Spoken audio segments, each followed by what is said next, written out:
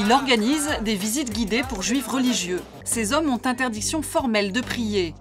Personne ne se balance, personne ne bouge les lèvres. Vous allez prier dans votre cœur. Regarde, il a bougé les lèvres. Au moindre faux pas, la police intervient. Jérusalem, il y a un mois. Nous sommes sur l'esplanade des mosquées, le 3e lieu saint de l'islam. Après la prière, les affrontements éclatent. D'un côté, les bombes lacrymogènes des policiers israéliens, de l'autre, les pierres et cocktails Molotov des Palestiniens.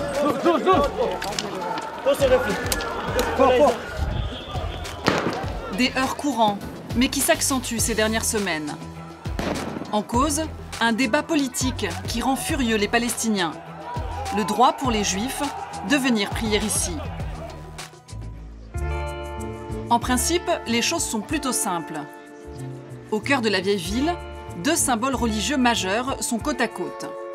Sur la colline, la mosquée Al-Aqsa et son esplanade. En contrebas, le lieu le plus saint du judaïsme, le mur des lamentations. Chacun prie de son côté et prend bien soin d'éviter le voisin. Mais il y a 15 jours, un débat inédit a eu lieu au Parlement israélien.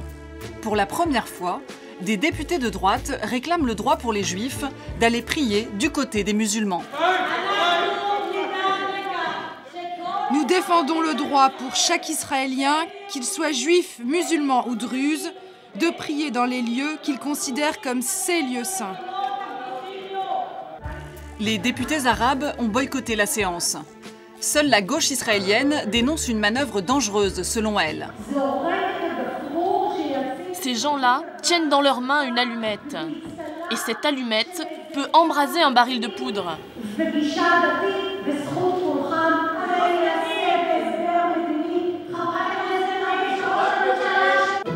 Dans le public, un homme ne perd pas une miette des discussions. C'est notamment grâce à lui que ce sujet ultra-sensible est débattu. Yehuda Glick est un lobbyiste. L'esplanade des mosquées, il l'appelle le mont du Temple, son nom juif. Et il veut que les Juifs se réapproprient le lieu, quels que soient les risques. À partir du moment où le gouvernement comprendra que le peuple veut le mont du Temple, alors lui aussi le voudra. Pour l'instant, il pense que ce n'est l'affaire que de quelques extrémistes marginaux. Mais c'est un message qui brûle dans les entrailles de tout le peuple d'Israël. Yehuda Glick ne se contente pas de faire de la politique. Sa volonté de reconquérir l'esplanade des mosquées, il l'applique sur le terrain. Bonjour tout le monde et bienvenue sur le mont du Temple.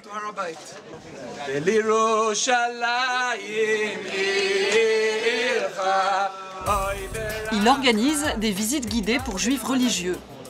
Le groupe est surveillé de près par la police. Dès qu'ils pénètrent sur l'esplanade, les musulmans sont sur les nerfs.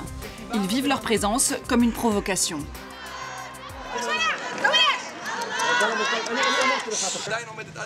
Le guide s'en moque. Il s'en prend même aux Palestiniens présents. Ces femmes hurlent dès qu'elles voient quelqu'un avec une kippa. La raison pour laquelle Yehuda visite cet endroit, c'est que c'est ici que se trouvait l'ancien temple de Jérusalem, détruit il y a 2000 ans. C'est cela qui en fait, selon lui, un lieu sacré. La situation est tendue. Les autorités autorisent le groupe à déambuler sur l'esplanade. En revanche, ces hommes ont interdiction formelle de prier. La loi israélienne l'interdit. Personne ne se balance, personne ne bouge les lèvres. Vous allez prier dans votre cœur.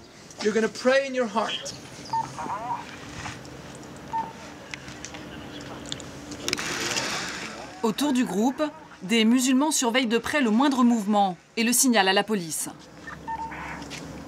Regarde, il a bougé les lèvres. Au moindre faux pas, la police intervient. Je t'avais prévenu. Le visiteur qui s'est permis de prier est chassé par la police. Le clou de la visite pour Yehuda, cette pierre au pied de la mosquée. Selon lui, c'est un vestige du temple. C'en est trop pour un jeune homme musulman. Je ne bouge pas d'ici, je ne bouge pas d'ici, c'est lui qui est venu me chercher. Jusqu'à l'automne dernier, ces visites étaient rares, une par mois au maximum. Mais ces dernières semaines, Yehuda vient 3 à 4 fois par semaine sur l'esplanade. Et son message gagne du terrain. On ne monte pas sur le mont du Temple pour se promener, pour faire du tourisme ou pour s'amuser. On monte pour conquérir le mont du Temple. Nous sommes ici pour la conquête. Résultat, même si ces hommes sont ultra minoritaires dans l'opinion publique israélienne, la colère monte chez les musulmans de Jérusalem. Il y a ces rumeurs, diffusées sur Internet, selon lesquelles Israël prévoit de détruire secrètement la mosquée Al-Aqsa en fragilisant ses fondations. Certains en ont même fait un dessin animé.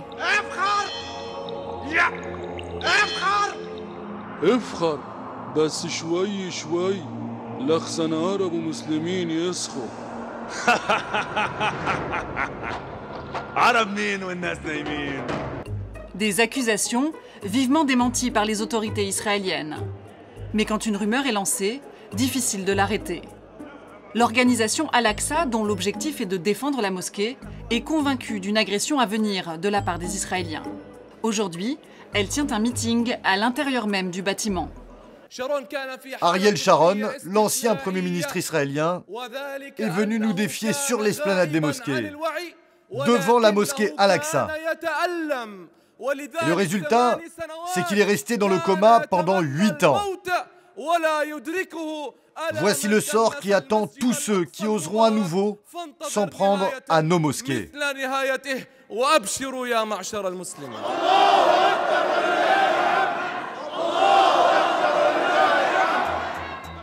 En octobre 2000, Ariel Sharon, alors chef de l'opposition, avait visité, entouré de policiers, le lieu saint des musulmans. Dans la foulée, la seconde intifada avait démarré. Un risque que le gouvernement semble prendre au sérieux. Après le débat au Parlement sur le droit des Juifs à prier sur l'esplanade des mosquées, le Premier ministre Netanyahou a posé son veto afin que le vote n'ait pas lieu. Un moyen d'éviter, pour le moment, que la situation ne dégénère.